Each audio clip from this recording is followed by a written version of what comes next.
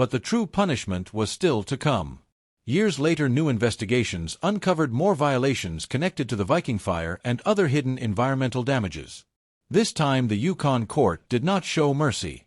The evidence showed repeated negligence and disregard for the law. For the prosecutors, it was no longer about fines, it was about making an example. The king of the Klondike was brought back to court facing the harshest penalty yet. When the verdict was read, the room fell silent. Tony Beets, the man who once ruled the goldfields, was sentenced to life in prison.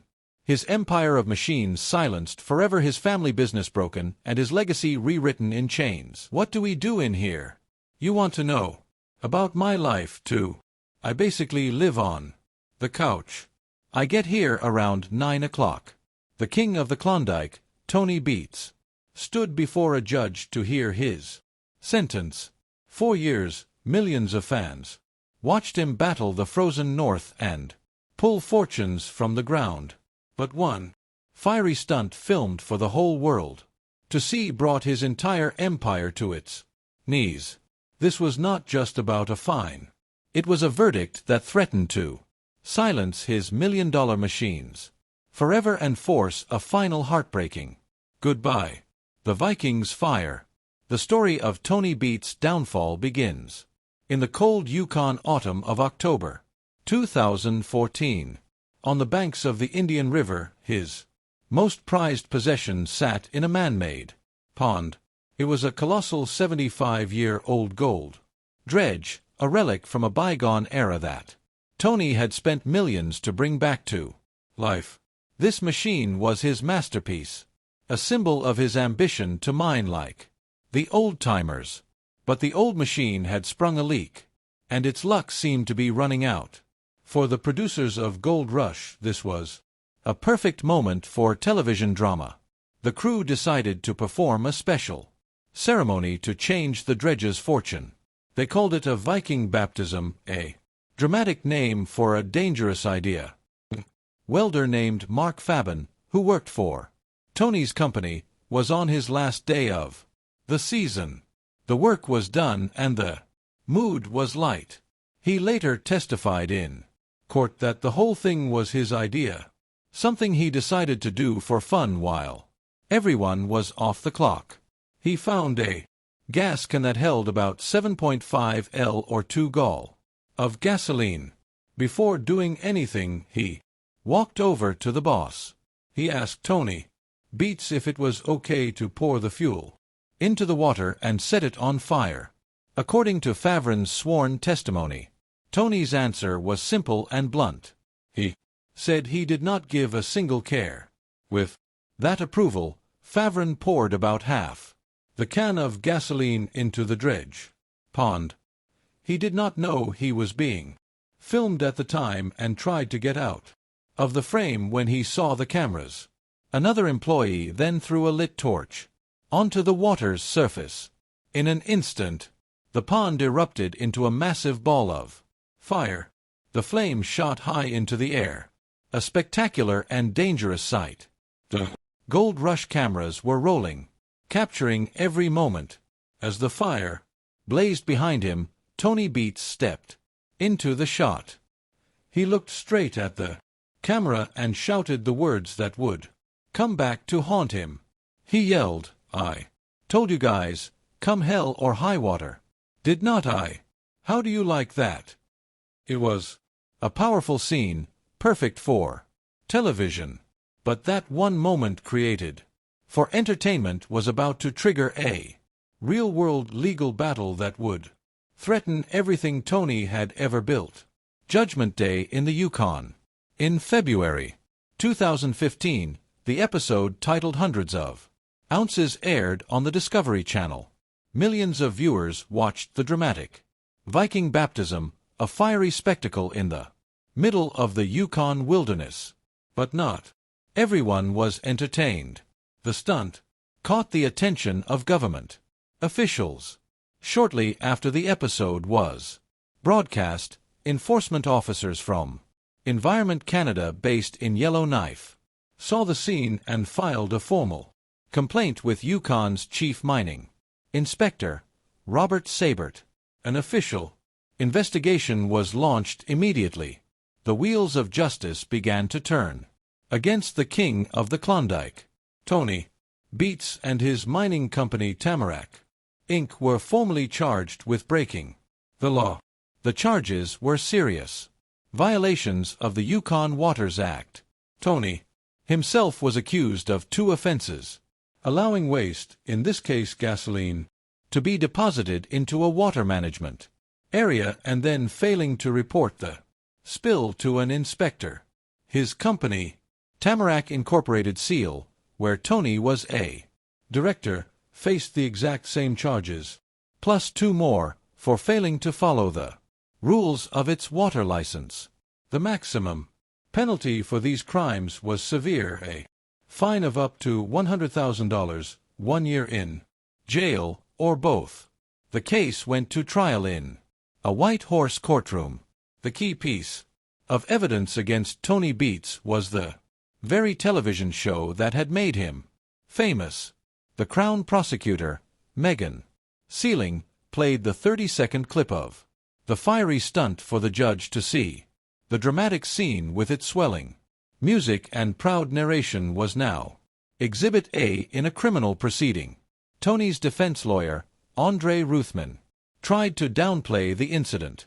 He called the whole case a tempest in a teacup, arguing that only a small amount of gasoline was used and that his famous client was being targeted by the authorities simply because he was a reality TV star. But the judge, Peter Chisholm, was not convinced. On August 25, 2017, he delivered his verdict. Tony Beets and Tamarack Incorporated were found guilty on all charges. Judge Chisholm made it clear that polluters in the Yukon would be treated seriously by the courts. He stated that Tony, as an experienced miner and the man in charge, could have easily prevented the stunt from happening, but he chose not to. Instead, the judge said, Tony fully participated in the spectacle for the benefit of the cameras and sensationalized the event for TV. The judge also made a point that would have huge consequences later.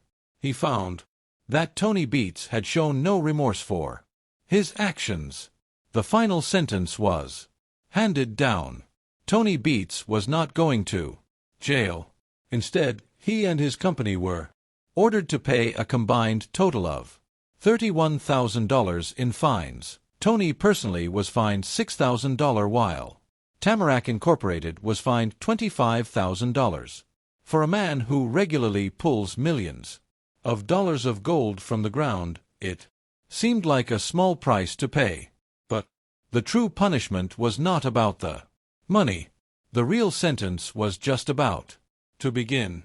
A $31,000 fine was a drop in the bucket for Tony Beets. His operation is so massive that his fuel bill alone can hit $100,000 in just a couple of weeks. But the guilty verdict came with a hidden cost, a consequence far more damaging than any fine. It was a black mark on his permanent record that would poison his relationship with the very government officials who held the keys to his kingdom. The real sentence was the loss of his water licenses. In the Yukon, a water license is everything. It is the legal permission you need to use water for mining. Without a valid water license, a mining operation is dead in the water. You cannot run a wash plant. You cannot move dirt. You cannot sluice for gold. You cannot so much as lift a single finger on your claim. And after being convicted of illegally polluting a dredge pond, Tony Beets found himself in a bureaucratic nightmare. His most important water license, the one for his claims on the Indian River, expired. This was the exact location where his 2 multi-million-dollar dredges were sitting, the centerpieces of his entire operation. When he tried to get the license renewed, he was met with resistance. The Yukon Water Board now had serious concerns about his past. Performance. The conviction from the Viking fire incident was a major problem. To make matters worse, authorities had also asked him to provide detailed reclamation plans for some of his other claims, which is a plan for how you will restore the land after mining. He never provided the documents they asked for, which only deepened their concerns. Suddenly, the king of the Klondike was powerless. His greatest and most expensive ambition, the two gigantic dredges he had poured millions of dollars and years of work into, were forced to shut down. They sat silent and useless in their ponds, unable to operate without a water license. This was the true meaning of the phrase goodbye forever. It was not goodbye to Tony Beets. It was goodbye to his dream. It was goodbye to the project that defined his legacy on Gold Rush. The fallout from that one fiery moment, filmed for television, had now crippled the heart of his empire. The stunt cost him far more than $31,000. It cost him millions in lost gold and put the entire future of the Beets family business in serious doubt. Forging an empire from scratch. To truly understand how devastating this was, you have to understand how far Tony Beets had come. He was not born into a mining dynasty. He was born Anton Beets in 1959, in a small town called Weed Dennis in the Netherlands. He grew up on a family farm, learning the value of hard work from a very young age. His days were spent milking cows and doing whatever was needed to help his family make ends meet. His life took a serious turn when he was still a teenager. His father suffered a terrible accident and young Tony had to step up and take over, running the family farm, often managing men who were twice his age. This early responsibility shaped him. He developed a tough non-nonsense attitude and a powerful drive to succeed. But as he got older, he became skeptical about the future of farming in the Netherlands. He wanted more. In 1980, he and his new wife, Minnie, made the biggest decision of their lives. They decided to immigrate to Canada, a vast country full of opportunity. They arrived with very little money, just a few hundred to their name, and a powerful determination to build a new life from scratch. Their Canadian dream did not begin with gold. It began on another farm. Tony's first job was working on a dairy farm near a town called Salmon Arm in British Columbia. But it did not take long for a new goal to form in his mind. He started hearing stories about the Yukon, the legendary land of the Klondike gold rush. He heard that miners up north were making as much as $1,000 a week, a huge amount of money at the time. Tony decided right then that he was going to make that kind of money too. He was so determined that he bought a plane ticket and flew to Whitehorse, the capital of the Yukon. But his timing was off. He had arrived too early in the season, before the ground had thawed and before any mining jobs were available. He had to fly back to the farm. But he did not give up on his dream. He left the dairy farm and went to work on the oil pipelines in Alberta, biding his time. Finally, while working in the oil patch, he got the call he had been waiting for. He had landed a job in a Yukon gold mine.